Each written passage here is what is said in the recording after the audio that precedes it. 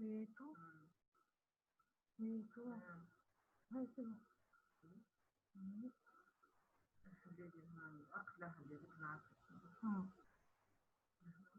Mhm. مش نديرو.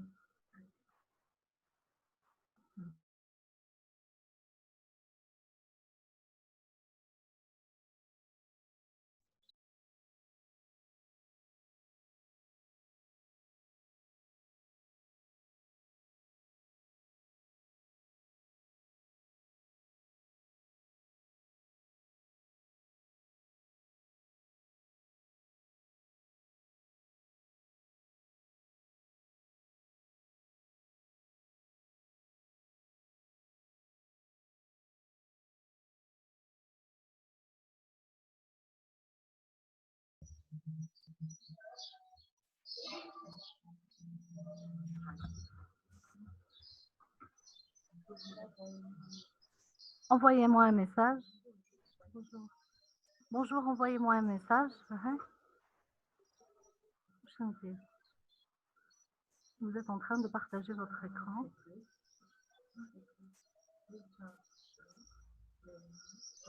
Conversation. Bonjour, bonjour. Est-ce que vous m'entendez? Dites oui par message. Oui, ok, merci Anne. Ok, donc on va commencer le cours. Donc le cours d'aujourd'hui porte sur les bases puriques. On va voir aujourd'hui le dernier cours de votre programme de pharmacognosie qui est les bases puriques. Alors déjà, comme objectif du cours, donc on va voir qu'est-ce que les structures chimiques. On va connaître les différentes structures chimiques des bases puriques, les plus importantes. Quand on dit les plus importantes, on se réfère toujours aux propriétés pharmacologiques marquées, c'est-à-dire on a la caféine, la théophiline et la théobromine. Donc trois bases puriques très connues par leurs propriétés pharmacologiques, caféine, théophiline et théobromine. Donc on va décrire les structures chimiques aussi bien du squelette de base que de ces différentes bases puriques. En deuxième objectif, donc on va décrire les monographies, drogues à base purique, intérêt thérapeutique et industriel. Notamment, donc on va décrire le caféier, le théier et le cacao.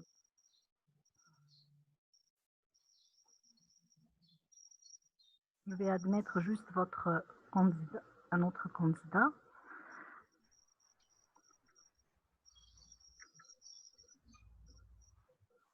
Donc, comme plan du cours, nous avons donc en premier, comme d'habitude, comme on a l'habitude d'expliquer, des généralités qui portent sur les définitions donc des bases puriques. D'accord?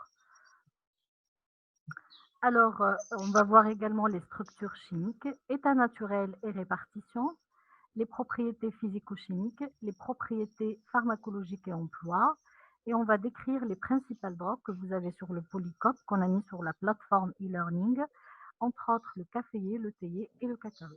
Donc le caféier dont le nom latin Coffea sp, le théier dont le nom latin Camellia sinensis et le cacaoé qui est le Theobroma cacao. Alors qu'est-ce que les bases puriques? Donc qui dit base purique déjà rappelle le terme de base, rappelle le caractère également basique et rappelle le terme de purique qui est purine. Alors on va déjà commencer par le terme base et par le terme purine. Donc les composés puriques sont des bases, donc il y a un caractère basique. De par la présence de l'azote, donc dans leur structure chimique, ce sont des bases azotées composées à noyau purine, comme on l'a expliqué, d'où le terme purine. Alors, qu'est-ce que la purine? La purine, en fait, c'est un hétérocycle constitué, on va voir, de deux cycles qui résultent de l'annélation, ça veut dire la formation d'anneaux, d'un noyau pyrimidine à un noyau imidazole. Et on va expliquer qu'est-ce que le noyau pyrimidine et le noyau imidazole. Donc, voici donc la structure chimique du squelette de base du noyau purine, d'accord? On a dit donc qu'ils sont formés d'une structure pyrimidine et d'une structure imidazole. Donc je vais vous montrer sur la structure. Donc si vous arrivez à voir la flèche, donc là, le squelette ou le cycle pyrimidine qui est constitué, comme vous le voyez, qui est hexagonal, d'accord? Donc constitué de 2 azotes et hexagonal. Par contre, le cycle pentagonal est appelé un cycle hémidazote. On appelle ce squelette de base le squelette purine ou le noyau purine, d'où le terme de purine. Donc, je vais juste admettre vos collègues. Attendez. Voir la salle d'attente. Admettre. OK. Alors, on continue. Donc, le noyau purine peut être oxygéné sur 2 positions. Donc, on va numéroter, comme vous le constatez sur la planche. L'hétérocycle est numéroté, donc dans le sens d'une montre, portant 2 azotes. Cet hétérocycle purine peut être oxygéné ou porter 2 fonctions cétones sur la position 2 et sur la position 6. Donc, on récapitule la numérotation ensemble. Vous avez donc, on numérote à partir du premier azote, l'azote 1, 2, 3, 4, 5, 6, 7, 8 et 9. Donc, vous avez la formation d'un noyau xanthine qui est le 2,6-dioxopurine. Dioxo de par la présence de 2 fonctions cétones. D'accord? En position 2 et en position 6. Alors, donc on passe maintenant à la structure chimique des bases puriques qu'on a explicité donc, dans les objectifs, qui sont la caféine, la théophiline et la théobromine. Donc, nous allons voir ensemble les différences et les ressemblances ou les similitudes entre ces différentes bases puriques. Vous avez donc la caféine qui est en fait quoi? Qui est en fait une base triméthylée. Alors, quand on dit triméthylée, ça veut dire qu'elle porte 3 méthyles. Vous avez donc un méthyle et un méthyle. Alors, ces 3 méthyles sont substitués sur les positions de l'azote 1, 3 et 7. Rappelez-vous, nous numérotons à partir de l'azote du noyau pyrimidine, du premier azote, et nous avons le 2 et le 6 dioxopurine, ce qui veut dire que c'est la caféine est une 1,3,7 triméthylxanthine. Nous passons maintenant à la théophiline, qui est donc diméthylée et non triméthylée. D'accord? Donc, diméthylée en position 1 et 3, toujours 2,6-dioxopurine. De ce fait, on appelle la théophiline le 1,3-diméthylxanthine. Nous passons enfin à la théobromine, qui est donc méthylée en position 3 et en position 7. 3 du noyau pyrimidine et 7 du noyau imidazole, diméthylxanthine. Comme vous le constatez, donc, la caféine est triméthylée. Donc, la formule chimique de la caféine, c'est le C8H10N4O2. D'accord? Portant 8 atomes de carbone, 10 atomes d'hydrogène, 4 atomes d'azote et 2 atomes d'oxygène. Par contre, la théophiline ne porte pas un méthyle, portant moins un méthyle que la caféine, et donc sa formule chimique sera la même que la théobromine qui sont diméthylées, C7H8N4O2. Alors, où trouve-t-on la caféine, la théophiline et la théobromine? La caféine donc, se trouve au niveau des graines de café, 1 à 2% au niveau des graines de café. Elle se trouve également au niveau des graines de collatier avec un pourcentage de 1 à 3%. On peut également donc trouver la théophiline à teneur faible dans les feuilles de théier et la théobromine, 0,9 à 3% dans les graines de cacao. Alors, comme propriété physico-chimique, donc les bases puriques, ce sont des composés dont l'origine biosynthétique n'implique pas un acide aminé. Pourquoi on dit et on précise qu'il n'implique pas un acide aminé? L'origine, rappelez-vous, on rappelle toujours que les composés azotés nous rappellent le caractère alcaloïde. Sauf qu'ici, Les alcaloïdes, on le sait, dérivent des acides aminés. Les bases puriques ne dérivent pas d'acides aminés et donc ne font pas partie de la classe des alcaloïdes malgré la présence d'azote dans leur cycle et malgré leurs propriétés basiques, puisque vous le savez que les alcaloïdes en sont définis par le caractère basique. Mais ce qui diffère entre base purique et alcaloïde, c'est principalement l'origine biosynthétique. Donc, ils ont un caractère amphotère, ça veut dire qu'ils possèdent en même temps un caractère acide et un caractère base, et sont solubles dans l'eau chaude et les solvants chlorés. Alors, comme propriété, donc, on va expliquer, ceci n'est pas reporté sur le polycope, mais on peut expliquer, vous pouvez même noter rapidement, donc, l'action, donc la caféine, a une action sur les récepteurs de l'adénosine. Pourquoi? Donc, on va voir pourquoi la caféine, en fait, a une action stimulante. Quand on prend beaucoup de caféine, on n'arrive pas à dormir, on est dans un état d'éveil, pardon, et l'organisme est stimulé, ça combat même contre la fatigue. En fait, c'est dû à l'action principalement sur les récepteurs de l'adénosine. L'adénosine a une action sur l'organisme qui est une action relaxante et qui est en fait responsable du sommeil. Le contraire, si on a une action antagoniste sur l'adénosine, on aura une action plutôt stimulante que relaxante, ce qui est l'action de la caféine. La caféine a une action donc sur les récepteurs de l'adénosine par une action antagoniste et donc a une action plutôt stimulante. Et comme c'est écrit sur le polycope, analeptique du système nerveux, ça veut dire stimulante. Voici donc l'action donc de la caféine qui se fixe sur les récepteurs de l'adénosine, d'accord, en bloquant l'action de l'adénosine relaxante et en donnant l'action stimulante. Alors, comme indication, donc la caféine est principalement indiquée en solution injectable pour le traitement de l'apnée du nouveau-né prématuré.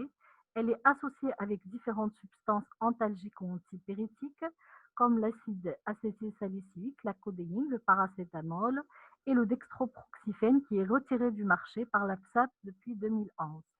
Elle est également proposée en application locale dans le traitement des surcharges adipeuses, ça veut dire activation de la lipolyse et utilisée surtout dans les régimes amaigrissants, tout comme la théine. Alors, l'effet indésirable à forte dose, donc, elle induit des effets suivants: tachycardie sinusale, douleur épigastrique, nausées, vomissements, céphalée, insomnie et tremblements. Nous avons également des interactions médicamenteuses qu'il faut préciser. La prise simultanée donc, de la caféine avec une fluoroquinolone, qui est l'onoxacine, est déconseillée. Elle diminue le métabolisme hépatique et une augmentation dans l'organisme. Ça veut dire une augmentation de la caféine dans l'organisme. Alors pour la théophiline, principalement, donc c'est le traitement symptomatique de l'asthme persistant et des autres bronchopathies obstructives. Actuellement, elle est moins utilisée due à sa marge thérapeutique étroite. Comme effet donc indésirable, donc elle a des effets neuropsychiques, nervosité, troubles du sommeil, tremblements, convulsions et cardiaques comme tachycardie et digestif. L'administration donc simultanée de la théophiline, toujours avec la fluoroquinolone qui est l'inoxacine, et également d'autres antibiotiques comme les macrolides, la cimétidine, est à proscrire. Elle engendre un risque de surdosage en théophiline. Donc nous passons maintenant aux principales drogues, qui sont 3 drogues bien précises. On a dit le théier, le caféier et le cacao. Donc pour le théier, donc vous connaissez tous le thé. Donc la drogue est constituée principalement par la feuille, qui est la feuille jeune non fermentée, qui est inscrite à la pharmacopée française 10e édition. Elle est soumise à une dessiccation rapide et à chaud, puis séchée de Camellia sinensis et de ses variétés cultivées. Elle contient au minimum 2% de caféine. D'accord? Alors ici, la différence entre ce qui se vend sur le commerce, nous avons le thé noir, le thé vert, c'est quoi? Ce sera principalement la fermentation. Donc, par exemple, vous avez le thé noir qui est constitué par la feuille jeune et qui est fermenté. Donc, on fait subir à la feuille une fermentation qui est soumise à une dessiccation rapide et à chaud, puis desséchée de Camellia sinensis et de ses variétés. Il contient au minimum 2,5% de caféine.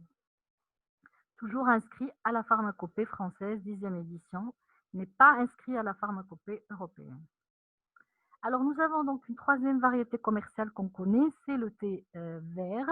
Donc, nous avons trois types de thé commercialement industrialisés. C'est le thé vert, le thé noir et le thé oolong. Le thé vert, qui sont les feuilles séchées sans fermentation. Le thé noir, pardon, c'est la fermentation. Et le thé oolong, qui subit une fermentation partielle. Vous remarquerez que la fermentation change la couleur ou modifie la couleur des feuilles de thé, comme sur la figure suivante, par rapport au thé vert qui est constitué seulement de feuilles séchées sans fermentation. Et on va le voir dans la composition chimique, qu'est-ce qui diffère en fait, ou qu'est-ce que la fermentation apporte aux composants chimiques du thé. Alors, comme composition chimique, nous avons donc plusieurs substances comme les protéines, les acides aminés, les glucides, l'acide ascorbique, les vitamines du groupe B, le fluor, les bases puriques, principalement la caféine, 2 à 4% selon les variétés, les composés phénoliques, plus de 20% de la matière sèche, donc très riche en composés phénoliques, comme les acides phénols, comme nous avons vu ensemble dans le cours, les flavonoïdes, dont les constituants majoritaires sont de nature flavanique, qui est le galate d'épigallocathéchol, qui arrive jusqu'à 5 à 12% EGCG, le galate d'épigallocathéchol de nature flavanique. Alors, la fermentation, en fait, on a expliqué au départ, quand on a décrit la drogue, les différentes feuilles fermentées, non fermentées et feuilles séchées. Qu'est-ce qu'elle apporte la fermentation? La fermentation va faire qu'il y a oxydation des polyphénols, donc il y a une augmentation des principales substances oxydées comme les théaflavines et les théarubigines et les théacinantines.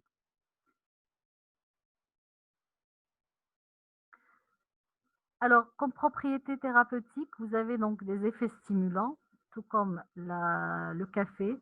Le thé apporte également des effets stimulants, par blocage aussi des récepteurs de l'adénosine, des effets sur la diurèse, donc ça stimule la diurèse, propriétés antioxydantes dues à la richesse en composés polyphénoliques et piégeurs de radicaux libres. Fluorose dentaire due à la richesse également en fluor et à la présence de fluor.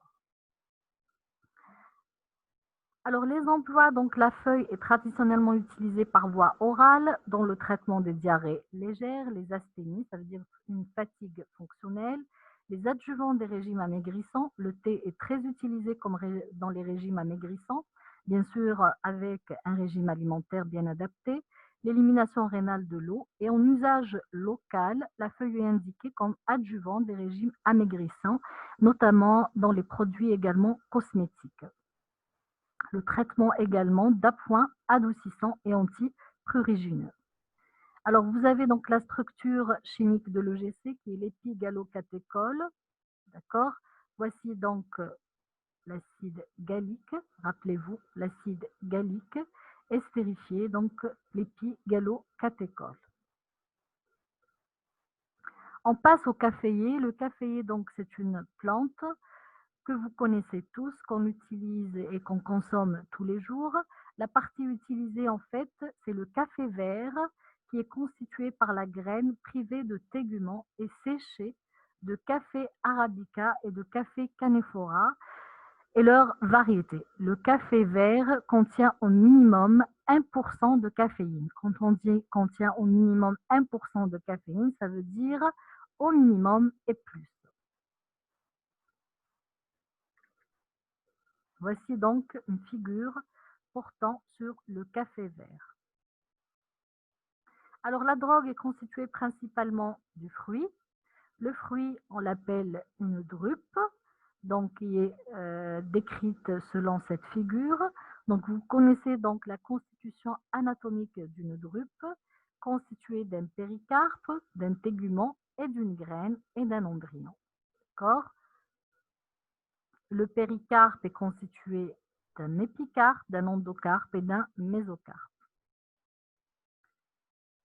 Alors, le café donc, est constitué chimiquement de glucides, plus de 50% de la matière sèche, des protéines, des lipides, des stérols, des alcools diterpéniques, des acides phénols, 5% entre autres comme l'acide chimique, l'acide caféique et l'acide chlorogénique.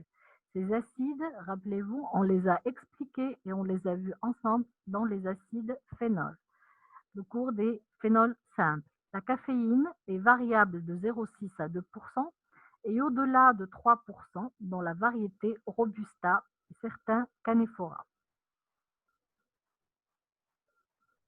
Voici donc la structure chimique de l'acide chlorogénique qui est, rappelez-vous, l'acide 5-caféylquinique. Voici donc l'acide caféique qui est un acide hydroxycinnamique dérivé de l'acide hydroxycinnamique, et voici l'acide quinique qui est estérifié en position 5. Alors, comme propriété thérapeutique, l'action de la caféine sur les récepteurs, et on l'a expliqué, de l'adénosine, fait induire ou induit une diminution du risque d'apparition de la maladie de Parkinson, une dépendance chez les grands consommateurs de café, une tolérance et un sevrage. Alors l'emploi, on emploie principalement le café, donc dans le charbon du café, dans le traitement des diarrhées aiguës, inflammation modérée des muqueuses de la bouche et du pharynx, 9 grammes par jour. La décaféination du café, donc pour l'utilisation thérapeutique de la caféine. Ça veut dire quoi? Ça veut dire qu'on va enlever la caféine du café pour utiliser la caféine à terme thérapeutique. Nous savons également qu'il y a une partie de la population utilise le café sans la caféine, ce qu'on appelle le café décaféiné. Nous passons à la dernière drogue qui est le cacaoé. Donc, les drogues est constituée donc de fèves. Les fruits sont très typiques, indéhiscentes, volumineuses, 15 de longueur, donc de 15 à 20 et de largeur de 10 à 12 cm, à ce qu'on appelle les cabosses. Ce sont appelés les cabosses à parois coriaces, jaunes, à rouge, marquées par des sillons verruqueux. Elles renferment 20 à 30-40 graines, ce qu'on appelle les fèves, qui sont enfermées dans une pulpe blanche. Voici donc la cabosse qui est constituée de graines. Voici la graine qu'on appelle les fèves et qui est enfermée dans une pulpe blanche. Voici la pulpe blanche comme vous le constatez sur la figure.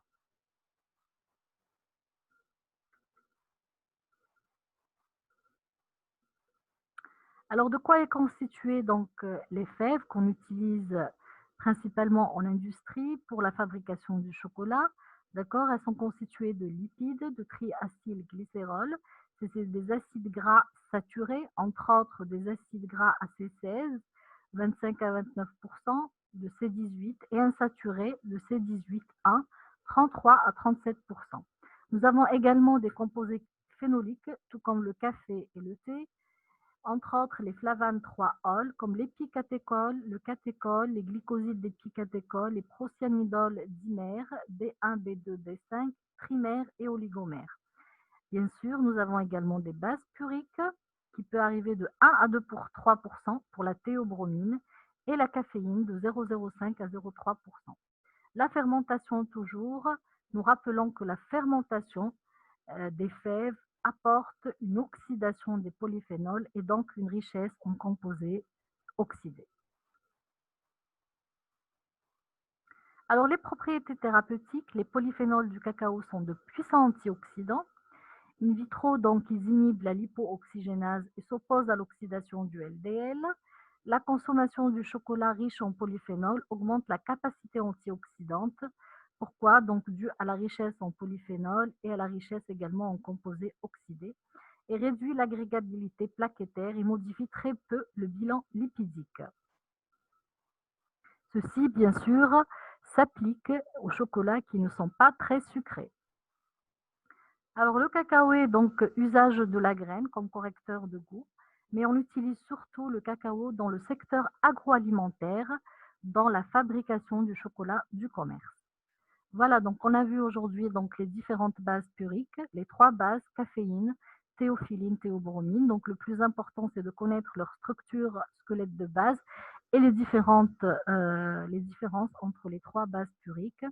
On a vu également l'action principale qui est l'action de la caféine stimulante par blocage des récepteurs de l'adénosine et enfin, on a vu également donc les différentes drogues, le café, le thé et le cacao. Donc le cours est terminé.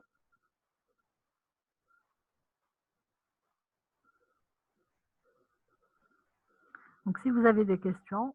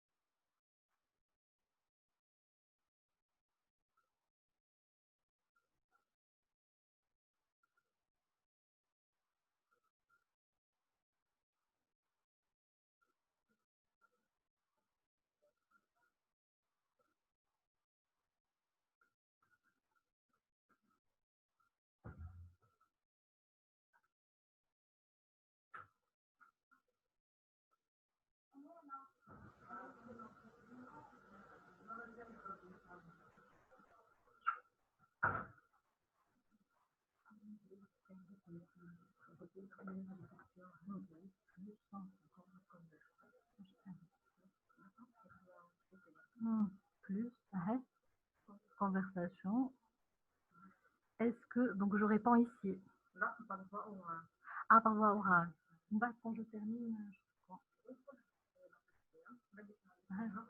arrêtez Barca. Donc, à fin de séance, après 20 minutes. Ah, d'accord.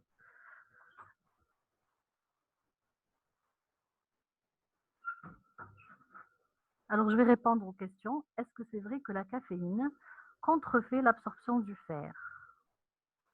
Ça, en fait, ça dépend de la consommation du café ou du thé après ou avant le repas. Généralement, on déconseille, la prise du thé avant à jeun. Donc, il ne faut pas le prendre à jeun. Quels sont leurs effets indésirables? Les effets indésirables de quoi? Du café. Donc, on l'a vu et on l'a expliqué. Madame, vous pouvez nous envoyer le cours de dérivés quinoniques. Vous avez le cours normalement en PDF. Le cours des dérivés quinoniques, vous l'avez en PDF. Je ne sais pas comment vous l'envoyez parce que je n'ai pas de mail. Donc, il faut voir à l'administration, vous l'avez en PDF, en principe. Madame, pourquoi le chocolat a un effet antidiarrhéique? Alors, le chocolat a un effet antidiarrhéique, ça je ne le sais pas. Donc, d'où vous avez eu cette information? Vous pouvez l'écrire. Est-ce que c'est clair pour le cours d'aujourd'hui? Donc, si vous avez des questions sur le cours. En privé, donc le cours des dérivés quinoniques en privé. Alors, celle qui demande Selma Lamri, le cours des dérivés quinoniques en privé, vous pouvez m'envoyer votre email. Je vous donne mon email. Envoyez-moi votre email et j'envoie le cours en PDF en privé. Mais en principe, il est à l'administration. Alors, ok, pas de problème pour Selma Lamri, je vous l'envoie. Je vais écrire votre email et vous l'envoyer. De rien, merci beaucoup, merci. Ok. Donc, pas de questions sur les structures, c'est clair? Dites oui si c'est clair. Madame, please, médecin conseille de prendre du chocolat noir lorsqu'on a une diarrhée aiguë. C'est vrai que le chocolat a une action il constipe plutôt.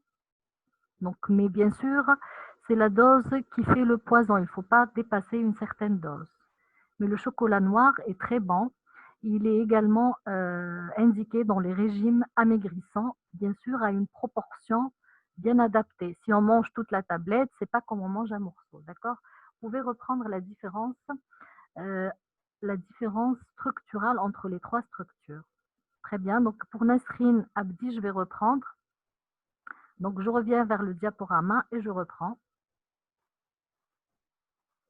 Je reviens vers la diaporama et je reprends.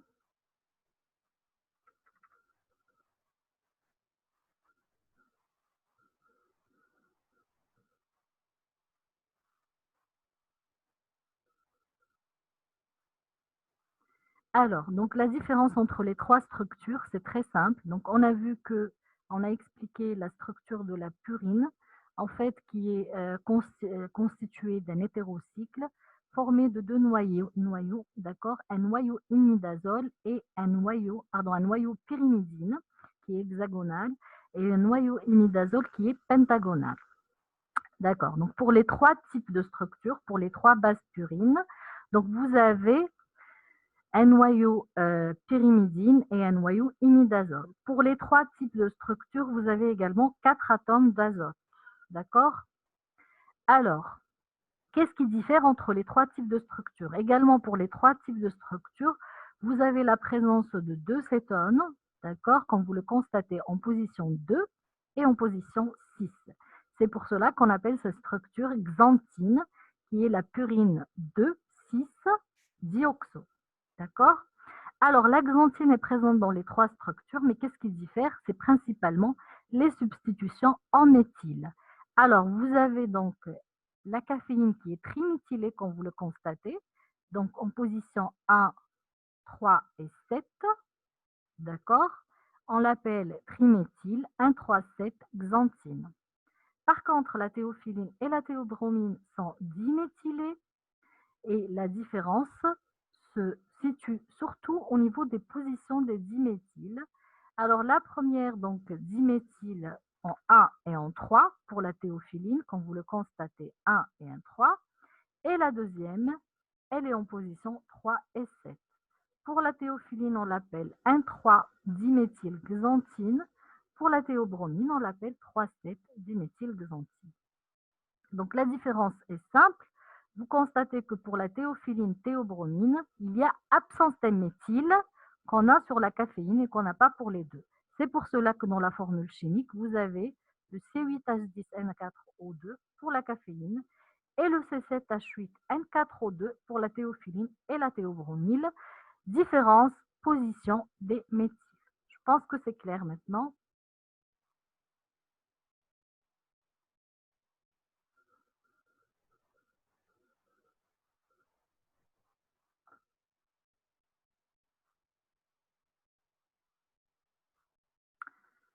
Alors, c'est clair, c'est bon. Donc, est-ce qu'il y a d'autres questions avant qu'on quitte?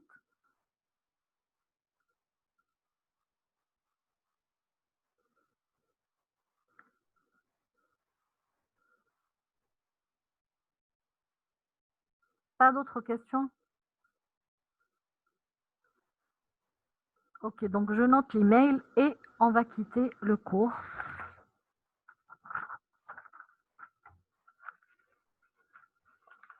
Alors, il y a un nouveau message.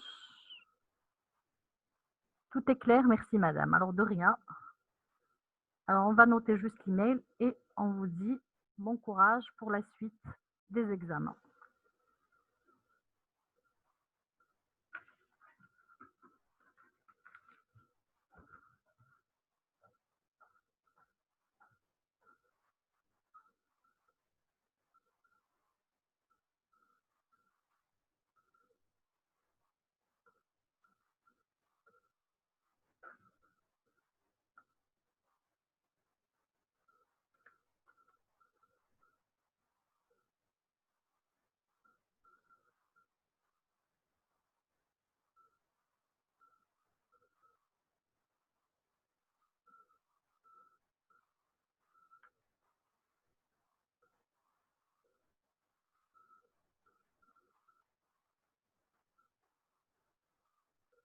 Alors, il y a une autre question. Alors, la différence entre fermentation et séchage. Bonne question. Donc, la fermentation, c'est un processus, que ce soit donc un processus soit enzymatique, soit autre. Mais le séchage, comme vous le constatez, c'est juste un séchage pour éliminer la teneur en eau et avoir des feuilles sèches. Par contre, la fermentation, elle va induire une oxydation de par son processus, soit que ce soit enzymatique, d'accord, par exemple un processus enzymatique qui va induire une oxydation des polyphénols, donc une transformation ou bien une modification structurale chimique. Le séchage n'induit pas cela. Le séchage, qu'est-ce qu'il fait? Il va juste diminuer ou supprimer, on va dire vulgairement supprimer, la teneur en eau pour avoir des feuilles sèches et pour les conserver plus longtemps, puisque vous savez que l'eau intervient dans la conservation. Est-ce que c'est clair?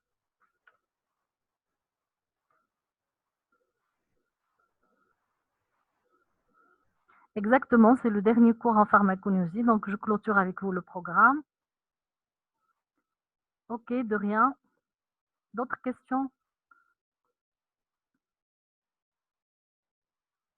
De rien. Alors ça, c'est pas des questions, merci madame, hein. Pas d'autres questions? On peut arrêter?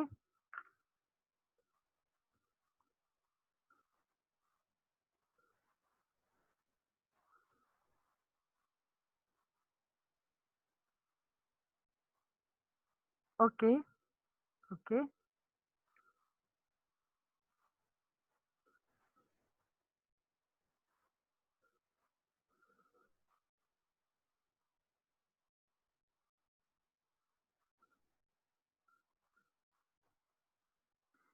Au revoir, bonne journée à vous aussi. Donc on arrête. Donc vous n'avez plus de questions.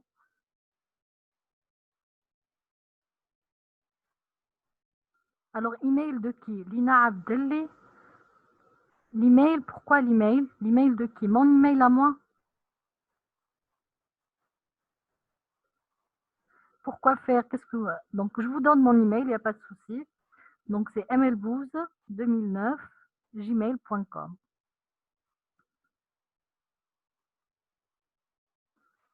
Donc c'est mlbooz AMELBOUZ 2009 @gmail.com. Donc si vous avez des questions, vous pouvez m'envoyer par email.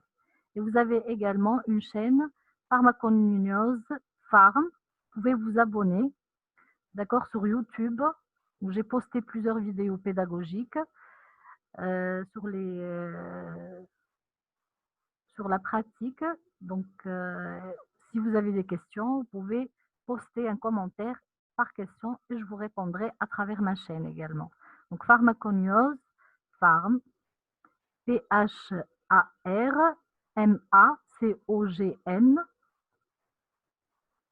Vous écrivez Farm.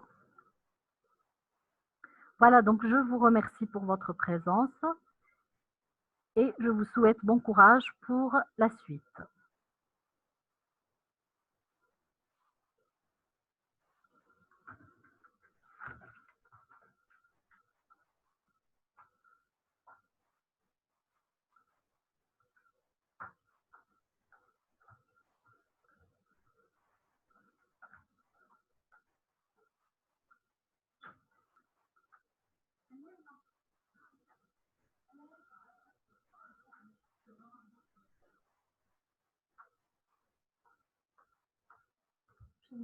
Assez. Enregistrement avec mettre fin.